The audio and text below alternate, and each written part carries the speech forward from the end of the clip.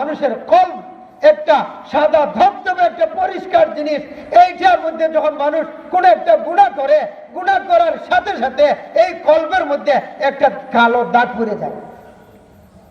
সাদা জামার মধ্যে দাগ পড়ে না, এই কলবের মধ্যে গুনার একটা দাগ পড়ে যায়। বান্দা যখন আরেকটা গুনাহ করে, আরেকটা দাগ পড়ে, এইভাবে গুনাহ করতে থাকে ধারাবাহিক ভাবে।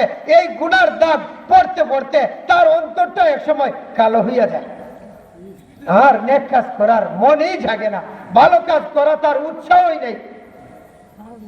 আছেন এইরকম মানুষ, নামাজও পড়ে না, রোজাও রাখে না, হালালও খায় না, শুধু হারামের মধ্যে লিপ্ত আছে, নাফরমানির মধ্যে লিপ্ত আছে। ও মানুষ, এইরকম মানুষের অভাব আছে? অভাব নেই।